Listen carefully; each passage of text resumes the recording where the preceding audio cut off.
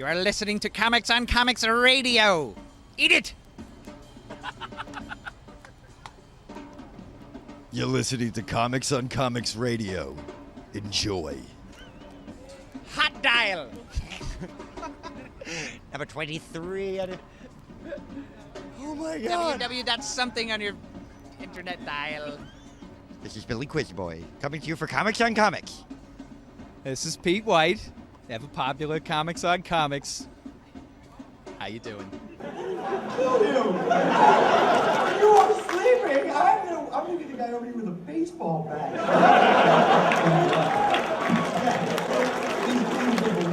And then when it's over, but then he'd lose sight of life. I'll fucking kill you! Like, so much tears and so much. How can you even say that? Oh my God, you look like me! Are you from another dimension? Are you the me of Earth 2? 1, 2, 3, go! Team Adventures! The character I would like to ask about is Augustus St. Cloud. Yeah. Old character and new character. Old character and new character. Look at Augustus And there's St. one Cloud. next to you, touching you. I will be Breathing on you. one. It's so eerie. Unfortunately, this is what I'm having to deal with today. St. Cloud, you snake!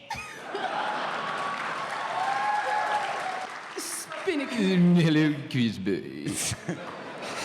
I should be in a museum.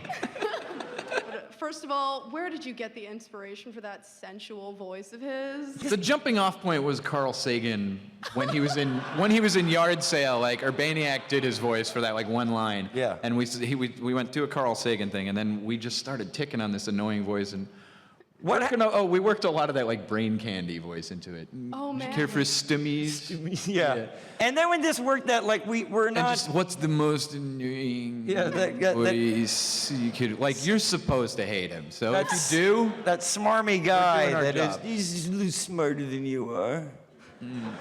here's money. Yeah, and we know that was all we said. That's all we said to each other. That was St. Cloud for about 3 years. I have money. Yeah, just he was everything he solved with money. But what about money? I think PY probably has to do a lot of disgusting things in service of his master, Yeah. but they're not exactly You know what's sexual. disgusting is he would say like, P, how do I look today? You know, that kind of stuff, that weird, like, or P. Dingleberry. Fix it. Yeah. Fix it, P. Yeah. Girlfriend If I do 21 for over 10 minutes, I want to vomit. Because it's all at the top of my, I'm screaming in, even when he talks, he's screaming. And you never have a full breath, because he's always doing this. And you get a little sick. And then by the time I get to Dr. Girlfriend is very deep, I'm about to vomit. Like I have like a post-performance depression thing, like because I'm so like keyed up as all these assholes. You do that for hours. Yeah. What would Colonel Gentleman? What would be on Gentleman's list to get? I think he would be entirely looking for stuff for Misha. Yeah. Yeah. He'd be getting stuff for his dog. Yeah, to like costume his dog. Costume, but that would fit a Misha. Yeah, that would fit. Yeah. Yeah. She needs a Boba Fett hoodie. Yeah. No, this is Jenga, you bastard. Yeah. You can tell by I the said colors. Boba. Classic. Yeah, he'd be buying stuff for his dog, like little costume pieces that were for kids, Yeah, but he or- tried to wedge his dog And into action it. figures to put on her to like- make her into a battle. She's an AT-AT walker. She's an AT-AT. These are stormtroopers getting out of it. There's a wee Luke climbing up in her belly. Yeah. It's just like a little string He's with gonna Luke lightsaber underneath her it. belly. He's gonna put an hand grenade in there. Yeah. That's what he'd do. So what he's into this season of dog costuming is buildings. So you'll be seeing the Chrysler Building. Right. Notre Dame. Yeah, he'll be having that, not the World Trade Center. Too soon. She's got a wee little hunchback. She's got a wee little hunchback up in the little belfry. bell ringer. Yeah. Yes. Misha. So there you go. Okay, so yeah, he'll Misha. be dressing him up as buildings. And then be all pissed off because he didn't win. To a Tinkerbell costume. I'm going to say shore leave because he's going to be he's going to be good at it. All right. Oh my God, sure, just lube up. Yeah. Yeah. Yeah, but what? You gotta take a shower first. Yeah. You got. Yeah. That is foul down there. It's a little spritz of something. So, because this is what Vic's going through. Yeah, because I feel so bad for Vic. Go. Is there really a hidden escape to the House of Mummies Part 1 Easter egg on my Season 1 DVD? You guys sounded serious. And how do I find it? The clue, the mighty monarch, has gotten me nowhere. Yeah. I don't know, it could have been the heavy metal music you were listening to. You brought it upon yourself. You have cried wolf with that music. Now when you need help, nobody's there for you. Last year you said you were trying to get Hank to say, "Stop wasting all my time." How's that coming? I remember every 3 months and write it down again, and then it never makes it into. I have it on my. Wasting all my time. You know, I get to say it in public at least. Little Miss can't be wrong. Do you? We have two voices that we do that are almost the same voice. There's a guy from the Council of 13, the one who speaks like this, and then he does Ghost Robot, and they're really long, horrible voices. That I want to do a whole episode that is just those two guys talking. Yeah. Yeah, and just excruciate everybody around them not having a good time. This is great. I'm so glad we all decided to go out together. And I was like, oh, these fucking, I hate these guys. Bring the eye of the probe in. I hate them. I hate them. Here's a good one. Did I tell you this joke yet?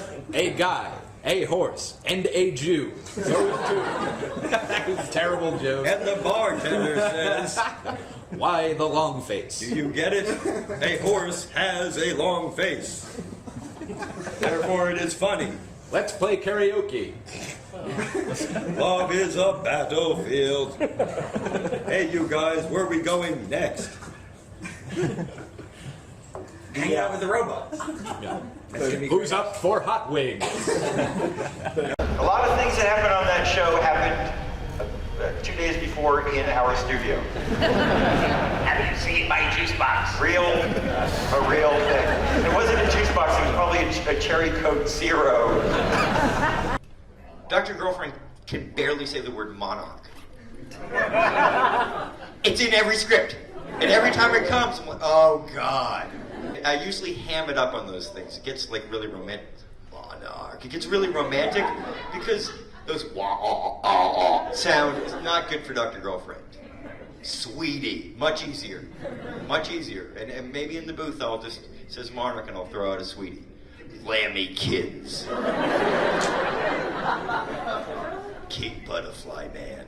You know, something like that, because monarch is really hard to say. Yeah, 21 is all this. He talks way up here the whole time. It's always excited. And none of that comes from your diaphragm. It's all up here. So within half the script, I'm gonna throw up. I'm gonna vomit.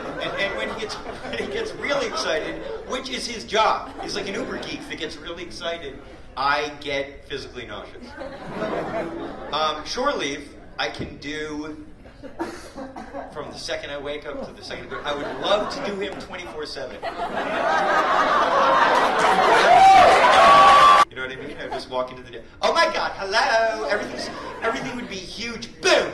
There's no tiny things happen. Excuse me. Everything is massive for shore leave, and I could talk like that forever.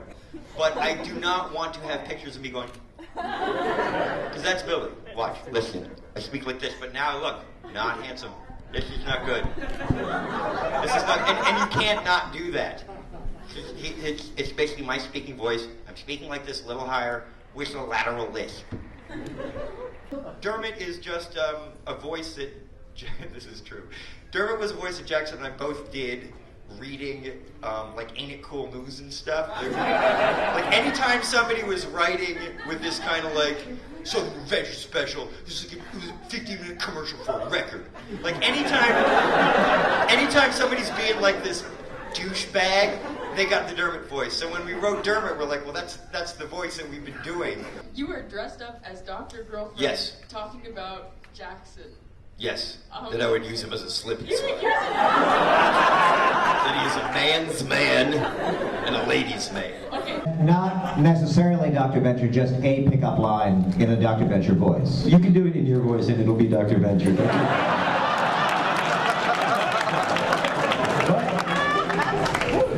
You gotta do it wearing the Optimus Prime helmet.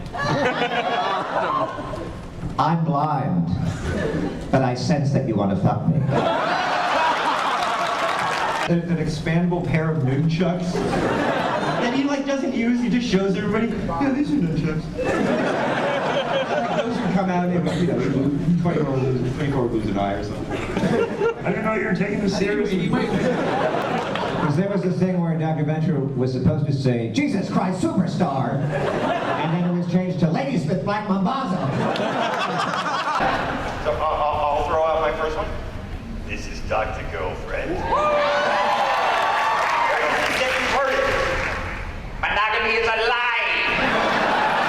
No, it isn't. There we go. That was a Hanky versus. Right.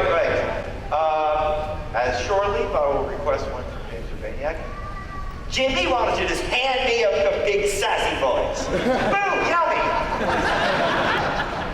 That's where all the voices come from. Nobody gets the shrink ray. Do Phantom Limb, I always forget it you. A little bit, but don't worry about it. A little bird told me. But don't worry about Tiny Eagle.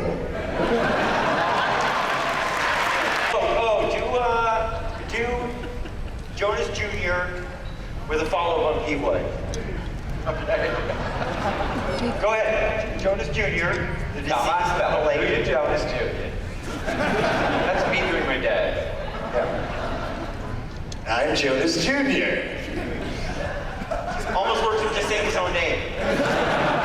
Just saying his own name. He is goddamn adorable. This little guy, he's just the right size for me. It's perfectly legal.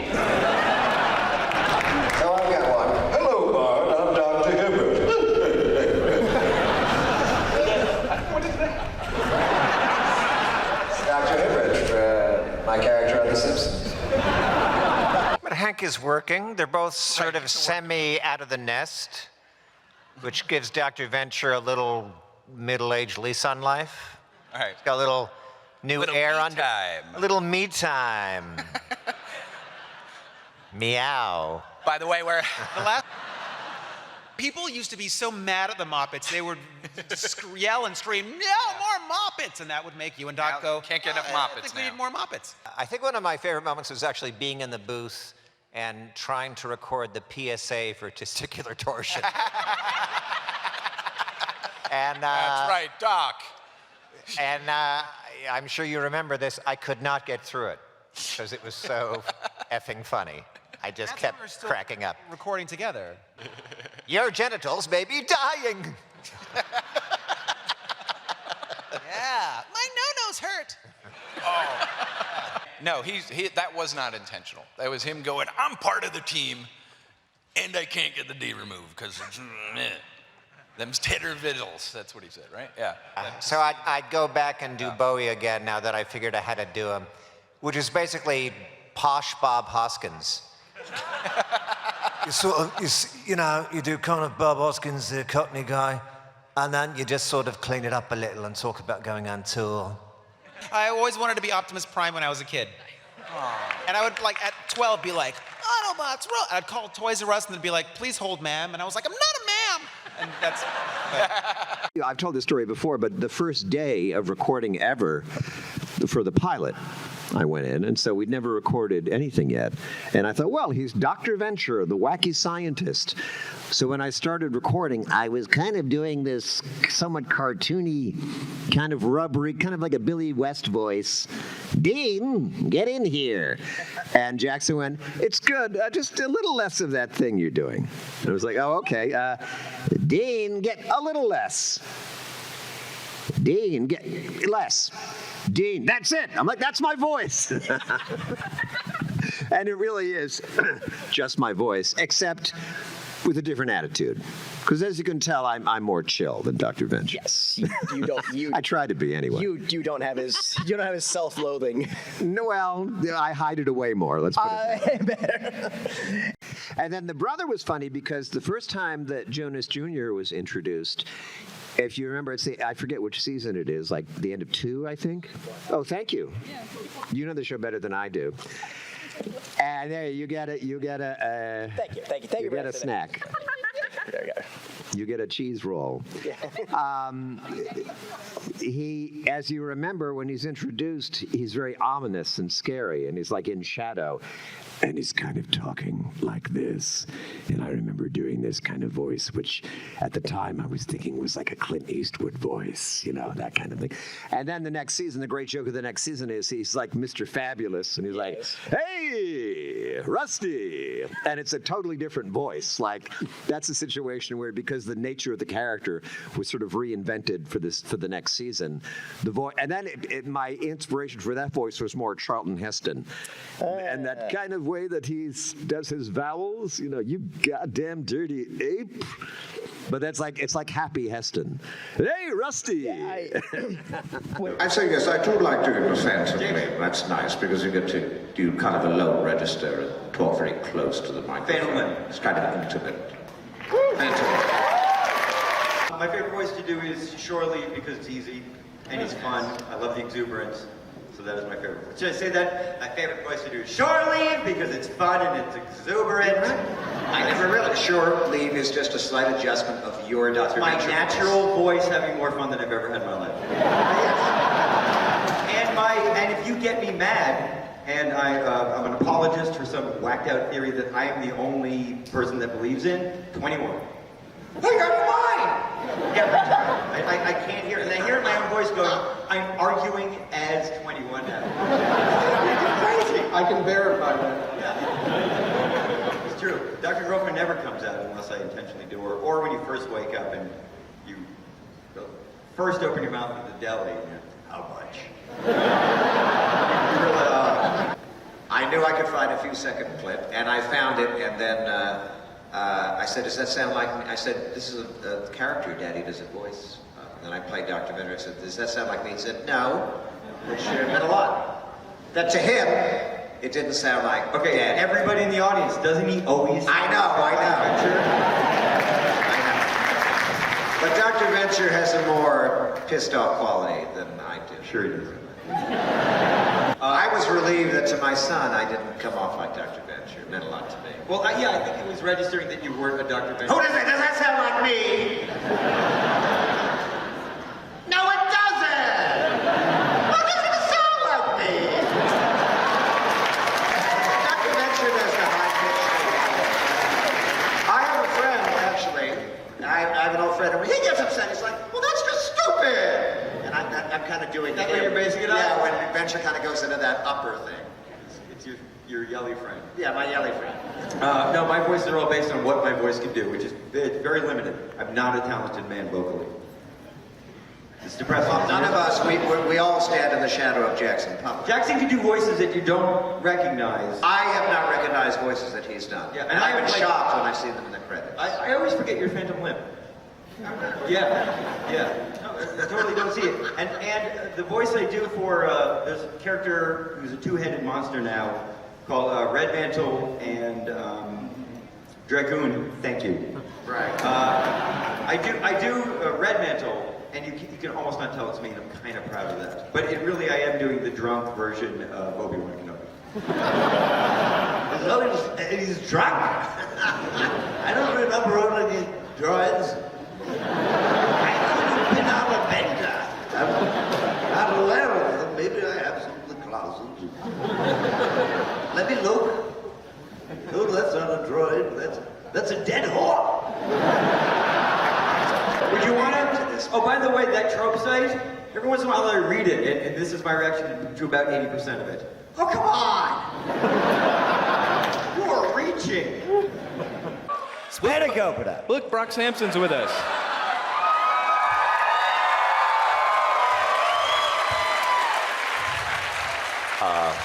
Thank you. I'm not wearing a jumpsuit because I was not given one. Yeah, they're like $300, I guess. That's what I heard. Also, you have the same thing that Urbaniak has, which is you're next to me, and I just hear Brock.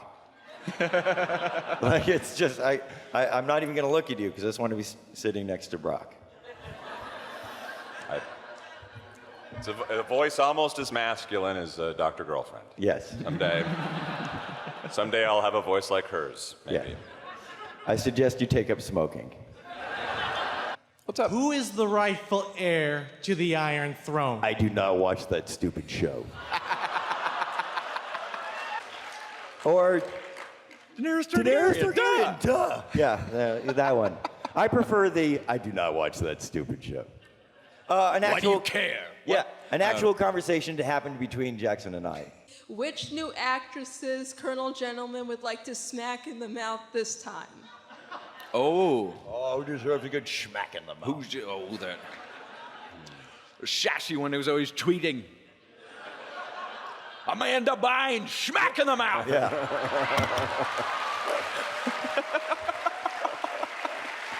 Welcome back.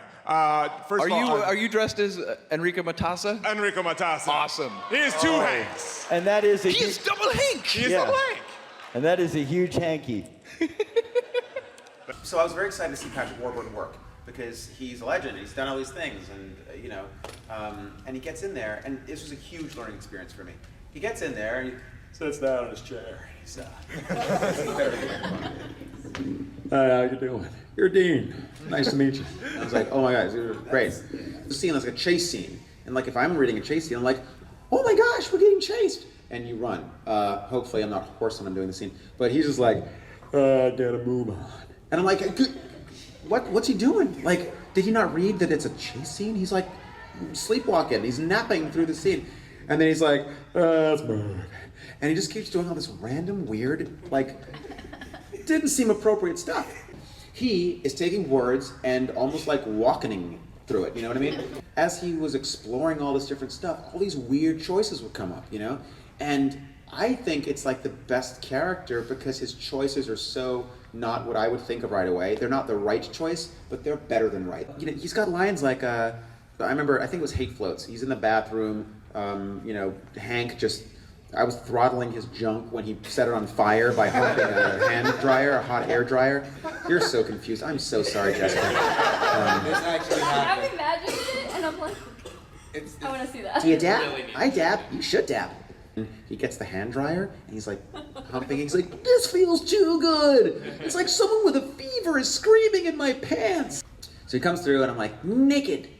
And then he gets to another stall, and the mighty monarch is there, and he's like, no, I'm not here for them. I'm here to find Truck. The guild has put out a hit on, and Brock is supposed to menace him and say, I don't need another one of your excuses, Monarch. And the way Patrick does it, as if it's one word, I don't need another one of your excuses. And I was like, he's yawning. He's literally yawning. And I think all of his lines are gold. And in the beginning, Chris was like, well, I'm not sure if that's gonna, and they kept doing stuff until he did something so random, and Chris just started laughing. I was like, oh my God, I love it, we have to do that. And they would change the animation sometimes too. But usually when I start doing a venture record, as my mock warm-up, I'll do like a Patrick Warburton voice. Doesn't make any sense. Really? Yeah, and it's like the opposite. And vocally, it's like probably a really bad idea because the really high, tight, like Dean sound is the opposite of, boys. Okay, to Manolo. And I won't remember. I'll 21 you into Manolo. Ready? Yeah! Buenos dias, Manolo. Buenos dias, here, Gary. And then, this is White Whale. Take the shot, Councilwoman. My answer is White Whale. That's my favorite character. Why is it really? It doesn't hurt your throat? No. Because it's all the microphone doing the work. It's actually really lazy. It's a lazy voice. Because you're just going like this and doing a little bit of this. And I have to do Dr. Girlfriend at a very specific hour. That's like that's hard. It's very much in the back of the throat. Yeah. No, this is just a little bit. It's very painful. I'm not letting the mic do the work. I can do Dr. Girlfriend from the cheap side. I know you can. You know why? Not a professional voice guy. Which is why all my voices are just modulations of my voice. You know, I can do it really low, or just go a lot higher. It's the same voice. And then Billy just talks like that. It's my voice with a lateral lift. Yeah. I'm such a talent. Yeah, and then shortly was my voice is having a better day than I've ever had. You know, like, wow, everything's exciting, and boom, So this is my question. Yes. Exactly, why aren't you cosplaying Dr. Girlfriend at any of your panels? Is that your Dr. Girlfriend? No, I'm actually Watch. Oh, that's higher. You do that way up here. Way up here? Yes. Like that? Yes. Thank you, Doc. Yeah, my friend Sean couldn't make it here today. I was wondering if you could sexually seduce him in the voice of Dr. Girlfriend. Yes, no, he will come all over the place. Terrible ropey torrents of semen and liquid fun. Own it. We were at war. It ends tonight. We all believe it. I believe today, not Osaka all those years ago. Today will be the day you tell stories about. Because you will see two bone-weary understudies in a ragged old mech save the world. Spread the word! Today we are kicking the monsters out. Today we are canceling the apocalypse! Amanda, honestly, there are other ways to get attention. You can go and get good grades, and people will like you. There's no reason to show your brassiere on the Twitter. There's no reason to, I don't know what you're doing. You could be shooting heroin for all I know. And we're all very concerned and very worried about you. So be a lamb and knock it off. It's tacky. Well, of course, I love Dr. Venture, but I always used to enjoy playing like the guy on the corner, or the cop, or in the yard sale. I'm like some green goo who talks like Paul Lynde. Right. I'd like to report an accident, or something like that.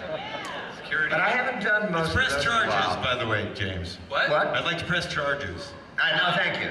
I like to press charges, sir. When I'm at home, I talk like Sergeant Hadrid or Hank all the time. Depending on how excited I am about something. Oh, you love to come gentlemen. Don't kid yourself. What if I'm excited? It's Hank. I think mine, the one I find myself repeating a lot just when I'm driving or something is, nobody gets the shrink ray. Mine is when, every once in a while we'll make a line that just falls flat. It's usually a narrative exposition line. And every time you hear it, you want to die. You want to just crawl up to a little ball and have everybody ignore you. And it is Billy going, can we just use this, please? That's it. Oh, my favorite new thing that I've had to say this year was, you're supposed to be my Khaleesi! Yes. What was the rhyme? What was the wonderful, horrible rhyme? Like something. You remember the lyrics? They know. I'm Rusty Venture. Who's Rusty? Who's Rusty? On grand adventures, they pushed me with them for mayhem. Who's Rusty? I'm Rusty.